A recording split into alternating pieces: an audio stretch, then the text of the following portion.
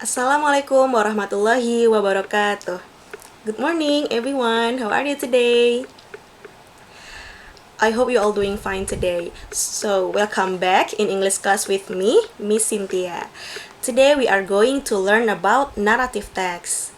Baiklah, sebelum Miss menjelaskan apa itu narrative text, Miss mau bertanya nih kepada kalian.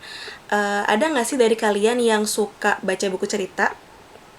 Atau mungkin menonton film Disney atau Pixar? Atau mungkin ada dari kalian yang pernah mendengar istilah storytelling? Ya, jadi story dalam buku cerita, story dalam film Disney atau Pixar, dan juga tentang storytelling itu masuk ke dalam jenis narrative text, ya.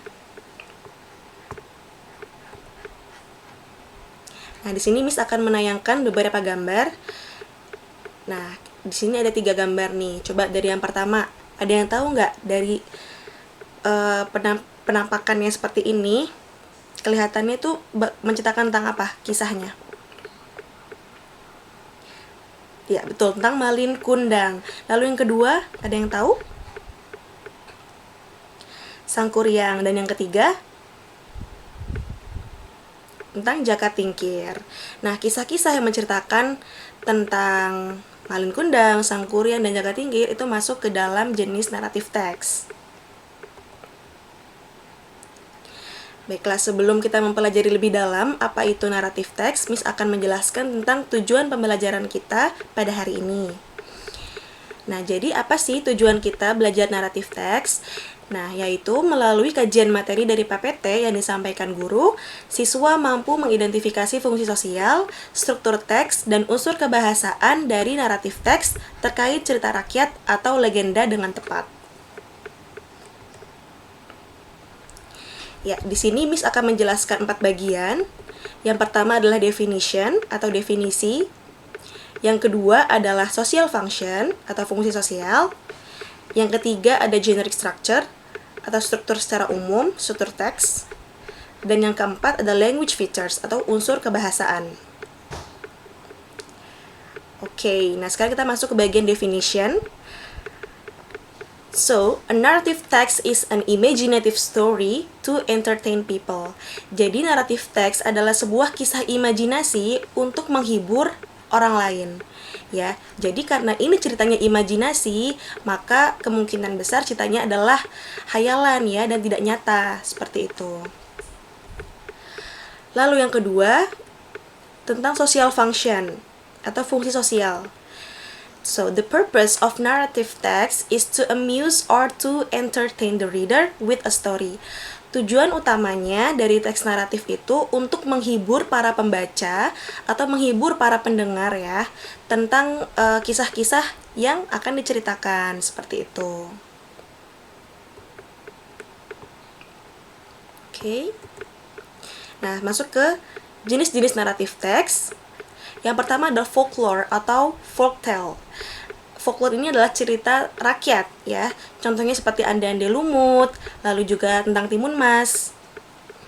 Yang kedua ada fairy tale, cerita dongeng yang biasanya kalian tonton nih di film Disney ya kan. Ada Tambelina, Snow White, Cinderella dan lain-lain. Yang ketiga ada fable, cerita tentang binatang. Ya, seperti si Kancil, Tokyeongmas ya. Dan yang keempat ada legends, cerita legenda. Contohnya seperti Sangkuriang, tentang Malin Kundang dan juga Roro Jonggrang, dan masih banyak contoh-contoh yang lainnya. Baiklah, sekarang kita masuk ke generic structure atau struktur teksnya itu seperti apa sih narrative text itu? Yang pertama ada orientation. Nah, orientation itu adalah berisi tentang pengenalan tokoh ya atau background of the story. Yang kedua adalah complication. Complication itu menceritakan tentang masalah-masalah apa sih yang terjadi di teks itu gitu. Nah, setelah masalah terselesai, kita harus mencari nih cara menyelesaikan masalahnya bagaimana. Nah, itu diselesaikan dan itu dijelaskan di bagian resolution. Dan yang terakhir ialah reorientation atau coda. Nah, reorientation ini fungsinya itu tidak wajib, tidak harus ada dalam teks, Dan dia disebut juga dengan moral value atau nilai apa sih yang bisa kita ambil dari cerita itu, seperti itu. Ya, ini lebih jelasnya. Nah, orientation, it's about the opening paragraph where the characters of the story are introduced.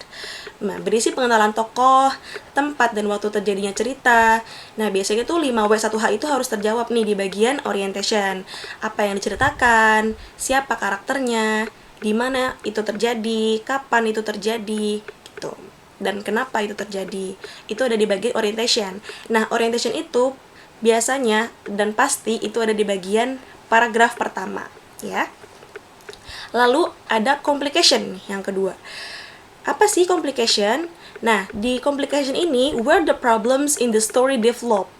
Permasalahan muncul dan mulai terjadi dan berkembang. Jadi di setiap cerita itu pasti ada kan masalah yang muncul. Nah, masalah muncul itu masuk ke bagian complication, ya. Nah, lalu bagaimana cara kita menyelesaikannya? Nah, cara menyelesaikan permasalahan itu ada di bagian resolution, ya, where the problems in the story are solved. Masalah selesai secara baik happy ending ataupun buruk atau bad ending, ya. Jadi problem yang ada di antara tokoh setelah terjadi mereka bertengkar atau dan hal yang lainnya harus dipecahkan masalahnya dan diselesaikan. Nah, itu ada di bagian resolution ini. Dan yang terakhir ialah coda atau reorientation. Nah, ini bersifatnya opsional ya. Kadang tersirat, kadang juga tersurat. Jadi nggak semua naratif teks itu tuh secara gamblang tertulis ada moral value-nya gitu. Kalau misalnya tersirat, berarti kita harus memahami benar-benar teks itu menceritakan tentang apa dan apa nih nilai yang bisa kita ambil dari cerita tersebut. Nah, atau bisa kita sebut dengan moral value, lesson from the story, ya. Baiklah, sekarang kita masuk ke language features atau unsur kebahasaan. Jadi setiap teks itu pasti punya unsur kebahasaannya masing-masing, ya. Begitupun dengan naratif teks. Naratif teks itu punya unsur kebahasaannya sendiri. Nah, yang pertama ada past tense, ya. Past tense, ada yang ingat apa itu past tense? Ya, kata kerja bentuk kedua, kata kerja yang menjelaskan kejadian yang sudah lampau, ya. Seperti went, through, sama fought, ya. When itu kan kata kerja verb satunya itu dari go, through dari throw, dan fought dari fight, betul. Nah, yang kedua ada adverb of time. Nah, ada yang tahu nggak apa itu adverb of time? Ya, keterangan waktu. Nah, contohnya apa? Ada once upon a time, ada one day, atau every day, gitu. Keterangan yang menjelaskan tentang waktu, ya. Yang ketiga, ada time conjunction. Kata keterangan, bukan kata penghubung, ya. Time conjunction itu kata penghubung yang menjelaskan tentang waktu. Misalnya, when, atau ketika, gitu kan. While, ada before, after, then, sebelum, sesudah, dan sebagainya, ya. Lalu yang keempat ada specific karakter. Karakter yang secara spesifik diceritakan, ya, tokoh-tokoh yang ada di cerita itu. Gitu. Contohnya ada Sangkuriang, ada Timun Mas, Roro Jonggrang, dan lain-lain. Tergantung ceritanya yang lagi diceritakan itu tuh story-nya menceritakan tentang apa gitu. Berarti spesifik karakternya kalau menceritakan tentang Sangkuriang berarti spesifik karakternya Sangkuriang. Kalau menceritakan tentang Timun Mas berarti spesifik karakternya Timun Mas gitu ya. Nah, yang kelima ada action verbs atau kata kerja yang tindakannya itu bisa terlihat, ya. Contohnya ada walk, rode, and run. Nah, contohnya walk, berjalan. Orang kalau lagi jalan bisa terlihat nggak gerakannya? Bisa ya. Nah, jadi walk, berjalan, itu bisa terlihat gerakannya, masuk ke action verb. Lalu ada wrote, menulis. Orang kalau lagi nulis kelihatan gerakannya? Kelihatan, betul. Lalu ada run, berlari. Kelihatan gerakannya atau tindakannya? Terlihat, kelihatan ya perpindahannya, movementnya itu kelihatan. Oke, yang terakhir ada direct or indirect speech. Ya. Contohnya, Cinderella said, "I'm so tired." Nah, lalu ada yang indirectnya, contohnya Cinderella said that she was tired. Nah, bagaimana kita membedakan direct sama indirect speech ini? Nah, ini bisa kita lihat dari tanda kutip ya. Nah, kalau direct speech atau secara langsung, itu di sini ada tanda kutipnya. Contohnya Cinderella said I'm so tired. Cinderellanya ngomong secara langsung nih kalau dia itu sedang lelah, dia sangat capek. Tapi kalau indirect secara tidak langsung, artinya itu bicarakan oleh orang lain. Contohnya Cinderella said that she was tired. Cinderella bilang kalau dia sedang lelah. Gitu. Kita lihat aja di bagian tanda kutip. Kalau ada tanda kutip berarti itu direct speech. Kalau tidak ada berarti indirect speech. Oke, sampai sini ada yang mau bertanya? Tidak ada? Oke, Miss lanjut ya. Nah, di sini ada contoh naratif teks tentang the story of Toba Lake. Toba Lake, ada yang tahu apa artinya? Danau Toba. Oke. Miss akan berikan waktu kepada kalian untuk membaca ceritanya terlebih dahulu, lalu nanti kita bahas bersama-sama ya, mana sih yang bagian generic structure-nya itu yang orientation, complication, dan resolution, lalu mana saja nih dari teks ini tuh yang mengandung unsur kebahasaan yang sudah tadi Miss jelaskan. Oke, silakan dibaca.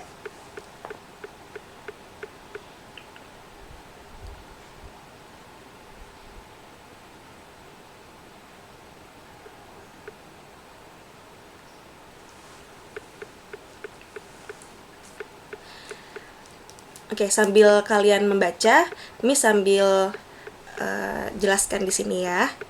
Nah, di sini ada terdiri dari 4 paragraf. Nah, coba kalau dari paragraf pertama nih, kira-kira masuknya ke bagian mana? Ada yang tahu? Iya, betul. Jadi paragraf pertama itu pasti bagian orientation ya, pengenalan tokoh. Ya, di sini tuh kan dijelaskan, there was a man, ada seorang laki-laki yang tinggal di North Sumatra, di Sumatera Utara. Dia hidup secara sederhana ya, dan dia itu suka gardening dan juga fishing for his daily life, untuk kehidupan dia sehari-hari. Nah, lalu bagian complication-nya nih, kira-kira mana paragraf yang menjelaskan tentang complication atau saat terjadinya masalah? Ya, betul. Paragraf kedua dan ketiga ini menjelaskan tentang terjadinya masalah, ya. Jadi, ini adalah bagian dari complication. Apa masalahnya? Nah, bisa dibaca ya di situ. Saat ayahnya itu broke his promise, mengingkari janjinya. Seperti itu. Lalu pasti paragraf terakhir masuk ke bagian resolution, ya. Cara penyelesaian masalahnya bagaimana? Ya, di situ bisa terlihat. Nah, a huge disaster was about to come. Soon there was a big earthquake followed by non-stop pouring rain. Akhirnya datanglah a big earthquake, gempa yang sangat kencang, lalu diikuti dengan non-stop pouring rain, hujan yang sangat deras, sampai terjadilah banjir yang sangat besar, sampai banjirnya itu membentuk danau yang disebut dengan Danau Toba, ya, dan pulaunya menjadi Pulau Samosir. Nah, kalau dari teks ini nggak kelihatan ya reorientation atau kodanya. Nah, bagaimana cara kita menentukannya? Kita harus bisa pahami apa nih yang bisa kita ambil intisari moral value yang kita ambil dari cerita ini. Pasti setiap story kan punya moral value-nya ya, punya hal-hal yang bisa kita petik seperti itu. Nah, di sini berarti reorientation-nya dijelaskan secara tersirat. Nah, ini adalah bagian dari language features-nya. Kita lihat nih, dari kata-kata yang ditandai warna kuning itu masuk ke past tense atau kata kerja bentuk kedua. Contohnya ada was, ada lived, lalu ada caught, ya, did, proposed, turned, dan lain-lain. Lalu yang warna merah ada adverb of time, keterangan waktu. Contohnya ada once upon a time, suatu hari, zaman dahulu kala gitu ya. One day, suatu hari. Few years later, beberapa tahun kemudian gitu. Lalu yang warna biru, time conjunction atau kata penghubung yang menjelaskan tentang waktu. Contohnya ada while ya, ketika. Lalu ada soon, ada then ya. Nah, lalu yang warna ungu, itu berarti masuk ke direct or indirect speech. Nah, coba kita lihat nih, masuknya ke direct atau indirect? Ya, masuk ke bagian direct karena ada tanda kutipnya. Oke, setelah ini Miss akan menayangkan sebuah video. Jadi kalian tonton videonya baik-baik karena nanti Miss akan memberikan kalian tugas yang ada dari video tersebut. Oke? Perhatikan videonya baik-baik ya.